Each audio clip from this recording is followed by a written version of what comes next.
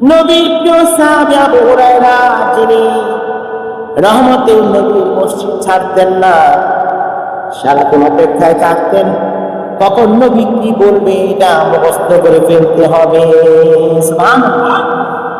নবীর জবান মুবারকের কথাগুলো আবু হুরায়রা মনে রাখার জন্যে, শোনার জন্যে মসজিদকে ছাড়ে না, মসজিদের বারান্দার মধ্যে পড়ে থাকে।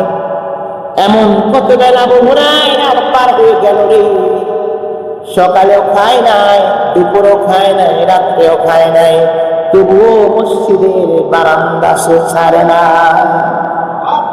সকালে খায় না, দুপুরে খায় না, রাত্রেও খায় না, তবু মসজিদের বারান্দা ছাড়ে না। সুবহানাল্লাহ। আবু হুরায়রা রাদিয়াল্লাহু তাআলা এমন ব্যক্তি ছিলেন, প্রচন্ড ক্ষুধা, কিন্তু মসজিদ ছাড়তেন না। মাঝে মাঝে এমন হতো ক্ষুধার কারণে এত বেশি কষ্ট হচ্ছে, একটু খাবারের জন্য যাইতেন আবু বকরের বাসায়, খাবার পান নাই। গেছেন ওমরের বাসায়, খাবার পান নাই। গেছেন উসমানের বাসায়, খাবার পান নাই। গেছেন আলীর বাসায়, কারো বাসায় খাবার পান নাই। আবার খালি পেটে মসজিদে ফিরে আসছেন। রহমতের নবী বসে আছেন, এক পেয়ালা দুধ আসছে, এক পেয়ালা দুধ। আবু হুরায়রা মনে মনে বলে, দুধটুকু আসছে, নবী জানে আমি ক্ষুধার্ত, আমাকে অবশ্যই দুধটা দিবে।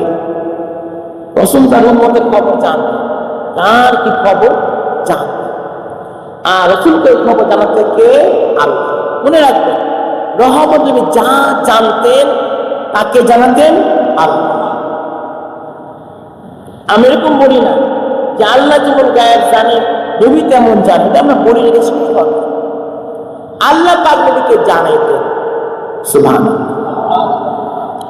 আবু হুরায়রা রাদিয়াল্লাহু তাআলা খুব ইচ্ছা, মনে মনে ইচ্ছা, দুধটুকু নবী আমাকে দিয়ে দেবেন, বড় ক্ষুধার্ত নবী জানেন। আবু হুরায়রা আসুন। লাব্বাইক রাসূলুল্লাহ।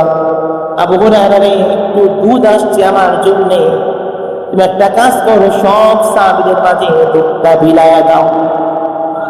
তুমি একটা গ্লাস নাও, এখান থেকে ডালবা, আসলে দিবা, সবাইকে দুধ। আবু হুরায়রা বলে, আমি দুধের পেয়ালা নিয়েছি, আরেকটা গ্লাসের মধ্যে ঢেলে ঢেলে অনেক মুসাফিরকে খাওয়াইলাম, আর তাকায় দেখি দুধ তো ডালি, দুধ তো কমে না। দুধ ডালে দুধ কমে না, এই বানাতে দিলেন কে? মনে রাখবেন, জান্নাতি খাবার এটা বরকতি, আর আমার নবী হুকুমের খাবার তো বরকতি।